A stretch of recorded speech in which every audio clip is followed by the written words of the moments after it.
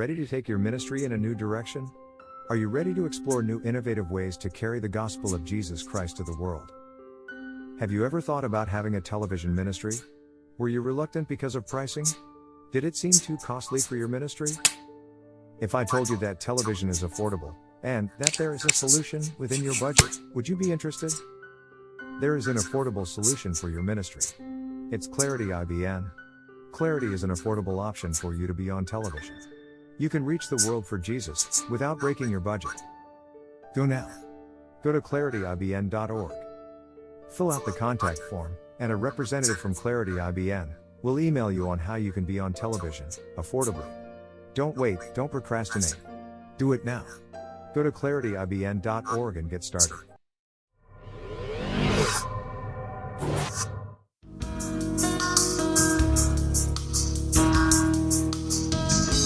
A moment of truth opened up my eyes. A moment of truth.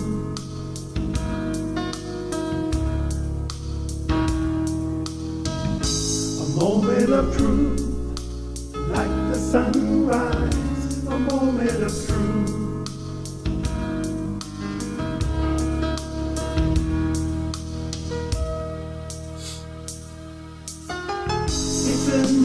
It's a day, the world has made me new.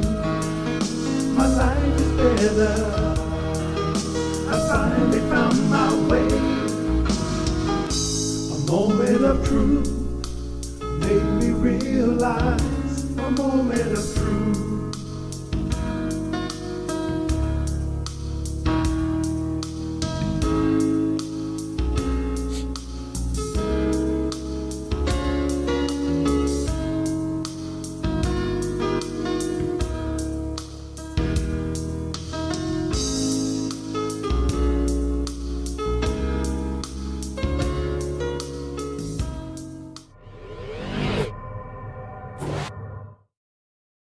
Good morning, good morning, good morning. Welcome to the Moment of Truth. This is Live at 5.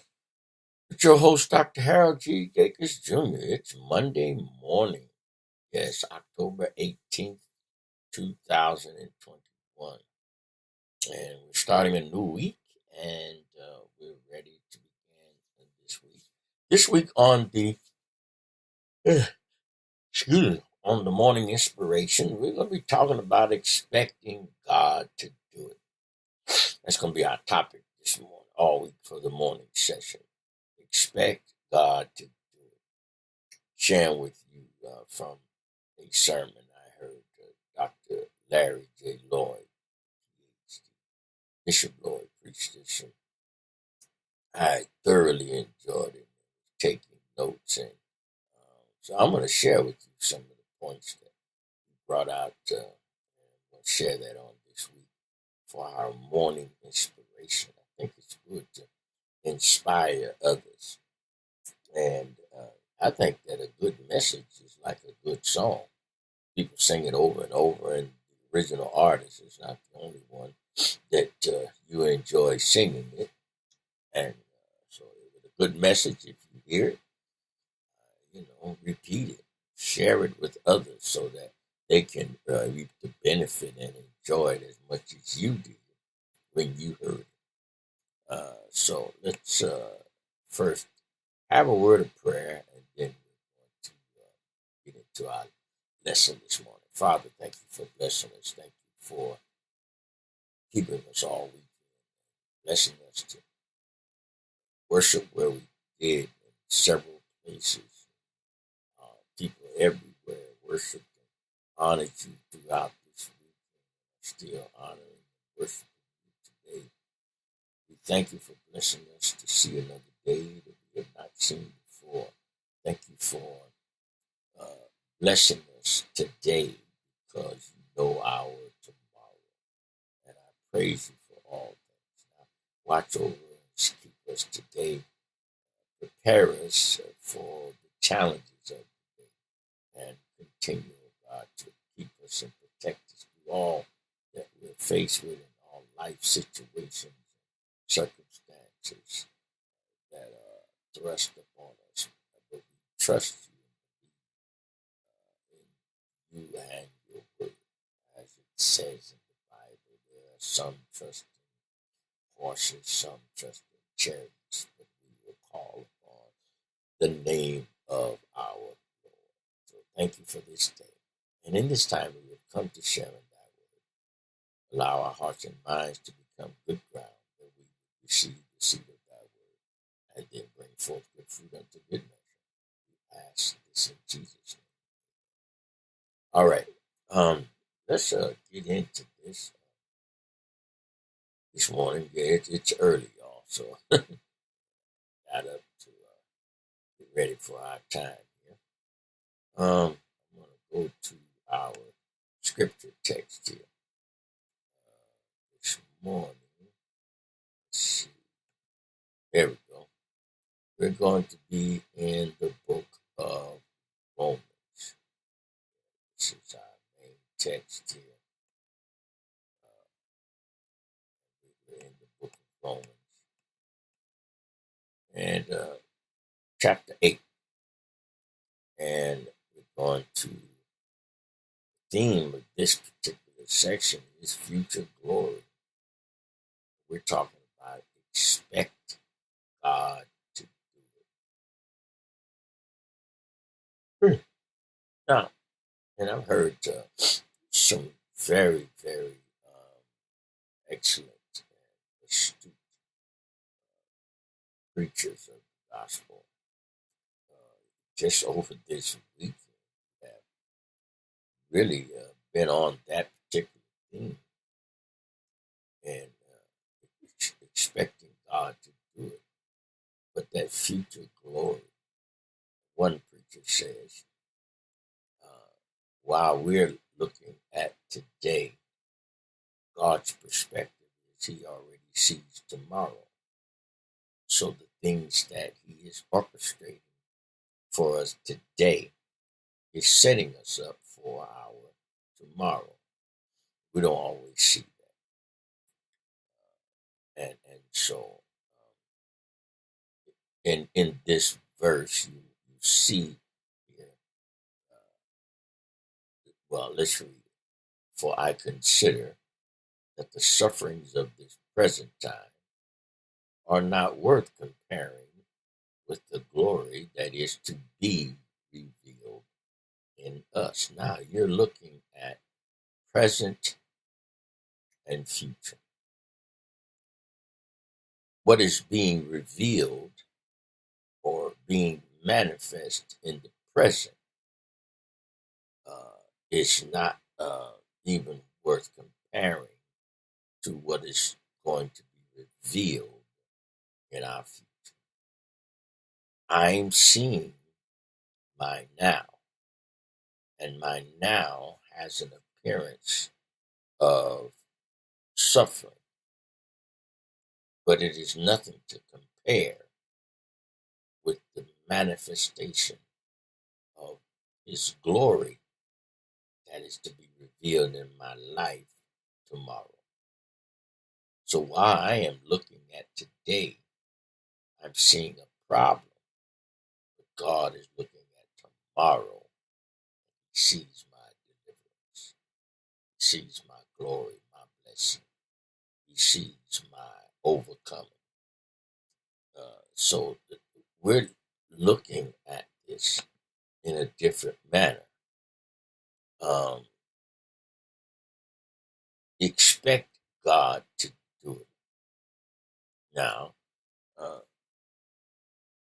the Dr. Lloyd has been teaching on the name El Elyon and been exploring the meaning of this name. It represents and means the Most High God and the God who overrules. Catch that. It is the Most High God and the God who overrules. Now, so if you look at that in relation to the suffering of the present, and you see it as suffering. Another preacher says what you see depends on where you sit. So your perspective is affected by your point of view, where you sit, your view. If you're driving or riding, and let's say you're the rider, the driver of the car has a different perspective of the distance of the vehicle from other objects, other vehicles on the road. You, as the passenger, will often press your imaginary brake or react while the driver seems totally calm and unaffected by what you have perceived as uh, possible danger, and you're reacting, and they are totally calm and continuing to guide the vehicle down the road. Why? Well, that's the way God is. See, from your perspective, you see suffering. From God's advantage, he sees deliverance. Because you're looking at the present and God is looking at the future. You're limited to what you see. God is unlimited. We can only operate uh, based on the experience of past and how we perceive present. At best, we guess or hope. Well, sometimes we don't hope, we actually wish, because to hope is to expect, but we don't always expect. We're wishing uh, uh, an outcome.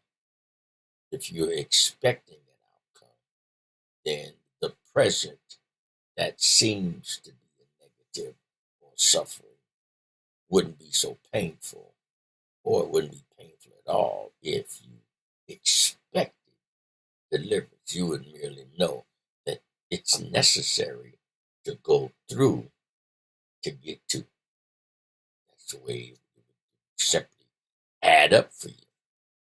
So he says, I consider that the sufferings of this present time are not worth comparing with the glory that is to be revealed to us. Let's look at verse 19. For the creation waits with eager longing for the revealing of the sons of God. Now, I'm using the English Standard Version today. But listen, the creation waits with eager longing. Waits for the revealing of the sons of God.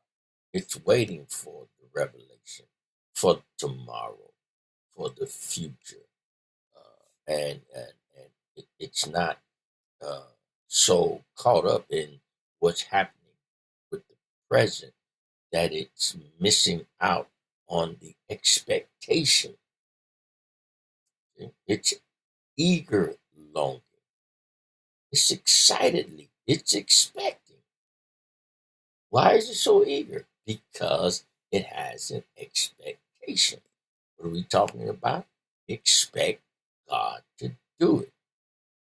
And if he is the most high God and the God that overrules, that means there is nothing he can't change. Okay? Now, another statement from Dr. Lloyd was, it is an insult to God directly not to expect him to do what he promised.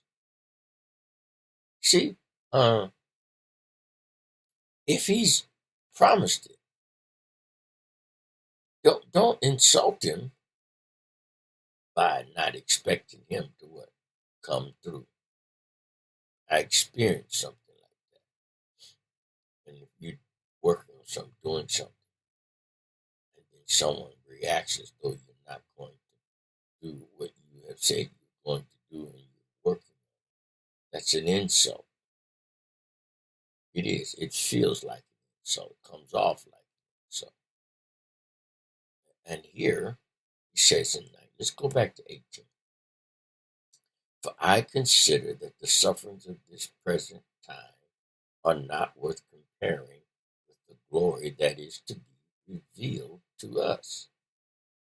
For the creation waits with eager longing for the revealing of the sons of God. It's waiting for the manifestation. Okay? It's waiting for the manifestation.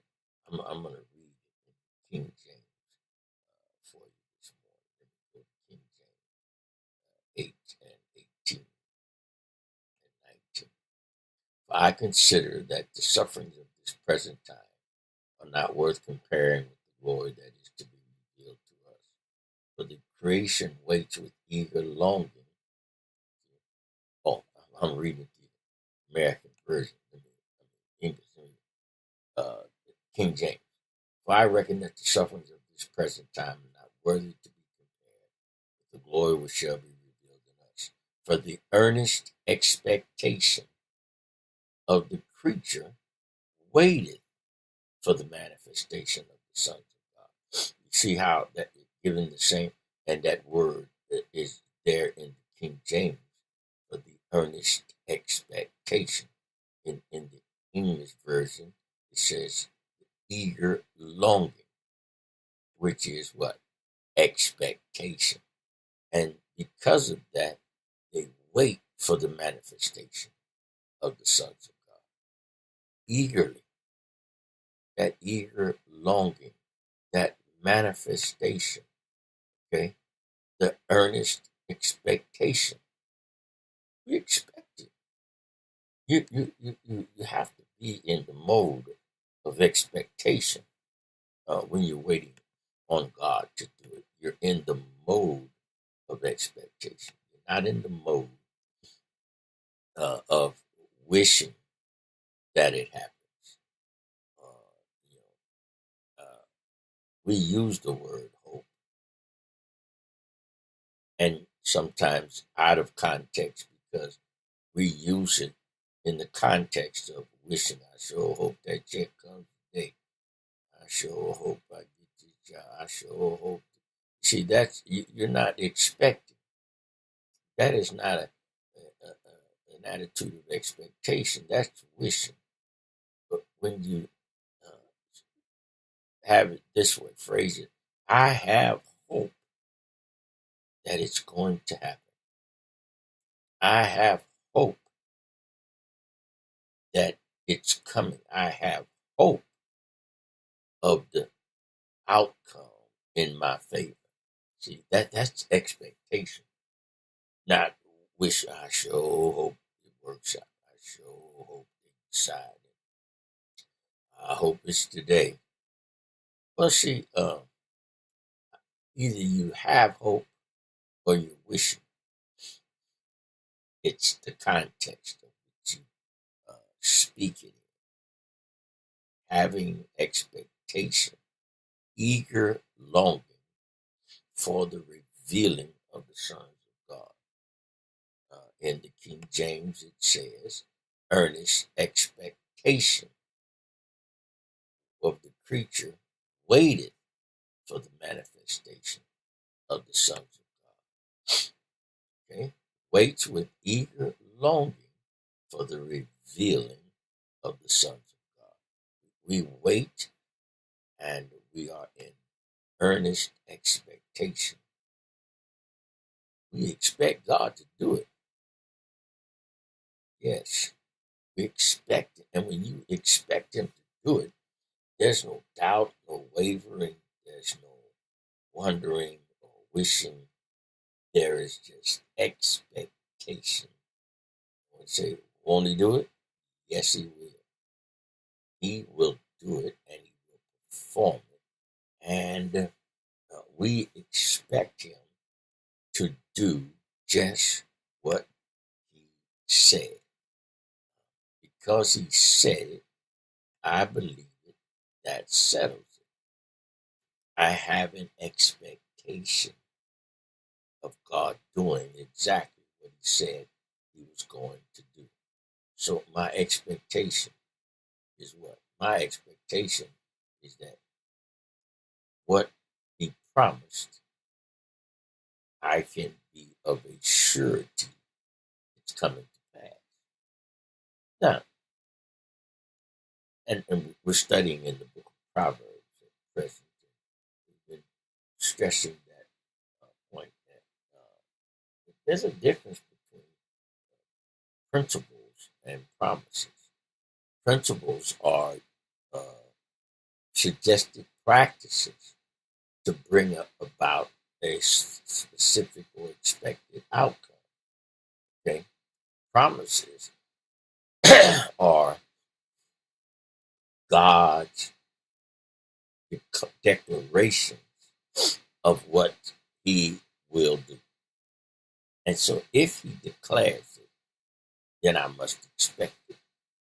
Uh, when I operate under principles, I also have an expectation, but it is not the same as a guarantee. It is that I am uh, causing the outcome to be what's the word? I'm causing the outcome to be more uh, expected, or it, that I'm how should I say this? I'm working for that to take place because I'm doing the right things for it to manifest. Because if I didn't do these things, then I definitely don't have any expectation of a manifestation. But a promise, I can be absolutely sure of. Principle, there are other factors that play in, and something, and you're up against wicked acts of others.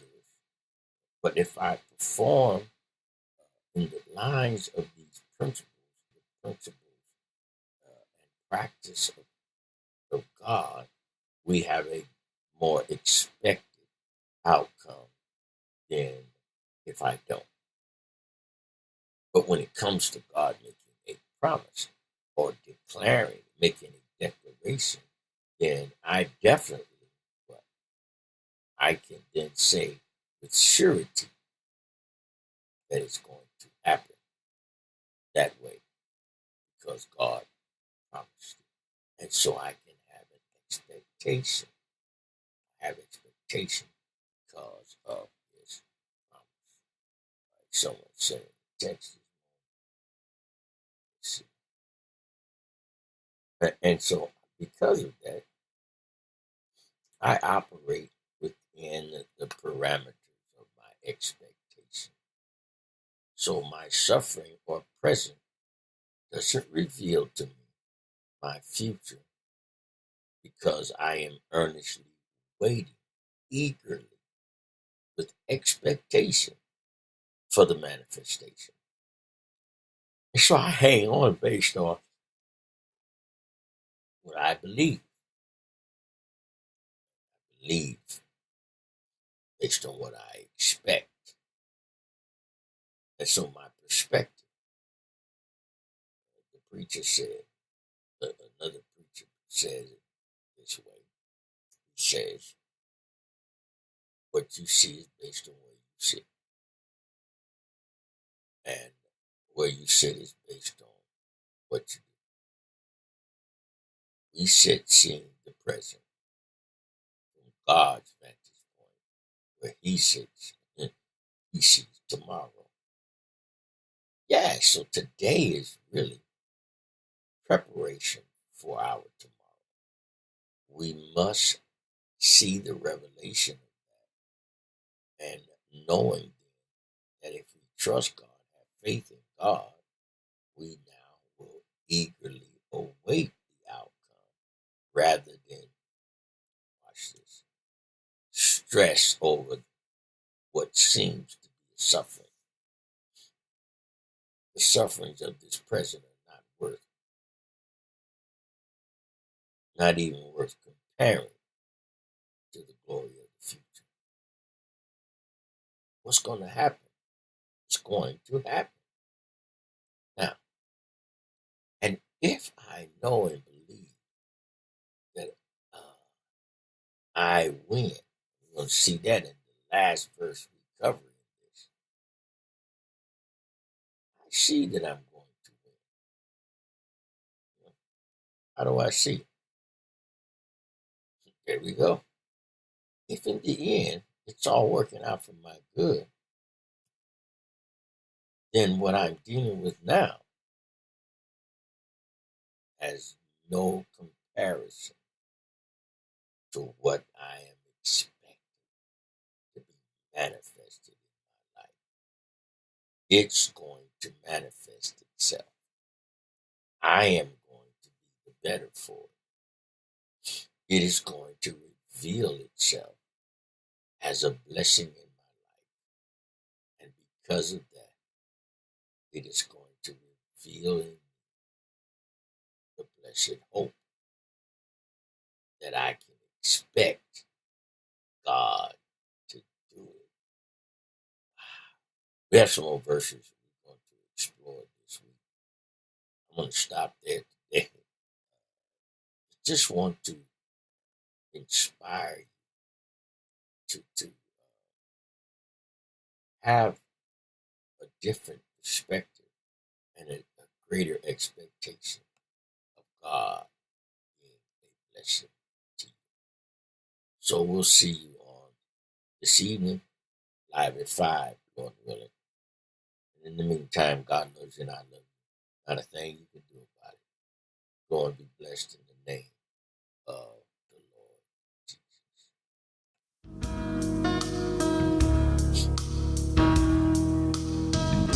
A moment of truth opened up my eyes. A moment of truth.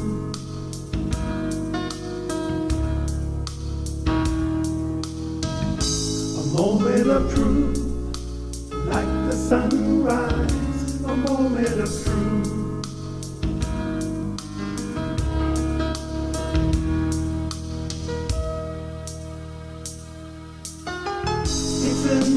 It's a day, the world that made me new. Are you ready to take your ministry in a new direction? Are you ready to explore new innovative ways to carry the gospel of Jesus Christ to the world? Have you ever thought about having a television ministry? Were you reluctant because of pricing? Did it seem too costly for your ministry? If I told you that television is affordable, and that there is a solution within your budget, would you be interested? There is an affordable solution for your ministry. It's Clarity IBN. Clarity is an affordable option for you to be on television. You can reach the world for Jesus, without breaking your budget. Go now. Go to clarityibn.org. Fill out the contact form, and a representative from Clarity IBN will email you on how you can be on television, affordably. Don't wait, don't procrastinate. Do it now. Go to clarityibn.org and get started.